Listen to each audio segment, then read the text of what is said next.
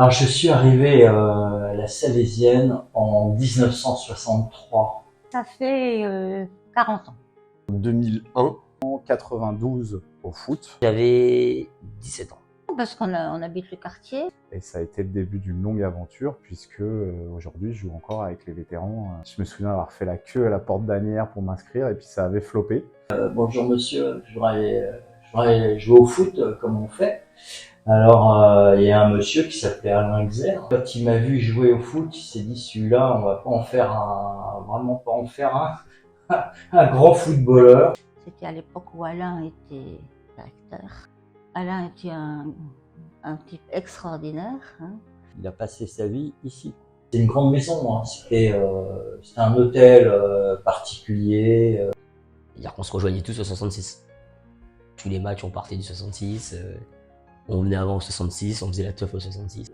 Il y avait une vraie vie, c'était un lieu unique. Et Pascal a tenu la Salée pendant des années sur ses petites épaules. Pascal, qui était le directeur à l'époque, l'homme à tout faire, s'occuper du foot. Tous les dimanches, que ce soit à l'extérieur ou au port d'Asnières, j'allais au stade avec mon ballon de foot. Puis il y avait Pascal qui faisait que les gens aient envie de venir. Ce qui serait bien, ce serait de lancer des séjours de ski.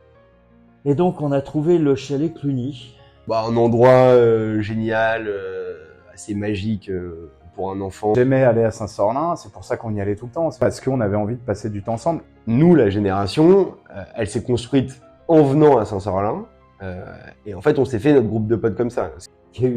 Aujourd'hui, il y a des parents qui ont été animés, qui ont été animateurs, et il y a des parents qui envoient leurs enfants aujourd'hui. Et puis Saint-Sorlin, c'est une passerelle entre les sections. J'ai toujours connu la Salée full. Il y a 60 ans, on était, je pense, 200. Il n'y avait qu'une équipe femme, il n'y avait quasiment pas de jeunes, quasiment pas d'école de tennis.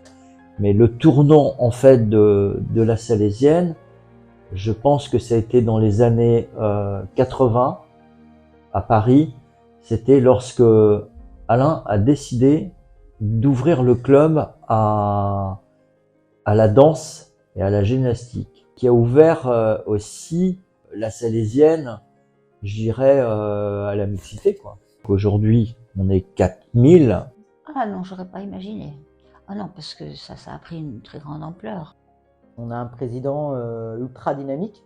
Il est arrivé avec des plans ambitieux. On a vraiment senti un professionnalisme. On s'est donné les moyens, on a évolué. Et puis forcément, la Salésienne doit évoluer parce que y a une demande qui est de plus en plus forte. Et il manquait, je pense, un pan important, c'était la culture. Mais aujourd'hui, effectivement, on fait de l'art dramatique, de la comédie, du chant. Et l'idée, c'est vraiment qu'il y ait de la compète pour les filles aussi. Pouvoir faire des choses, de belles choses pour les enfants du 17e. Moi, j'ai grandi dedans il y a 18 ans. Et je suis encore là 18 ans après, c'est pas pour rien. Je suis fier d'appartenir à cette famille. Ils sont fiers de porter le maillot, ils sont fiers de venir et nous, on est fiers aussi. Je suis fier parce qu'on a gardé l'esprit, quoi. C'est peut-être plus un sentiment d'appartenance. Pour avoir un vrai club de tennis avec un club à house. En vrai, j'aimerais terminer ma carrière sur ce projet, quoi. Se retrouver, de parler de tout et de rien, de passer plus de temps en dehors du temps sportif. Il faut qu'on continue à aider les enfants qui en ont besoin.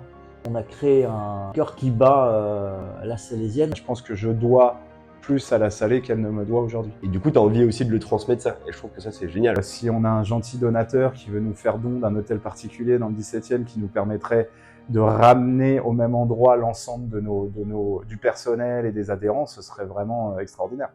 Mais bon, à voir. Franchement, l'ambiance est excellente.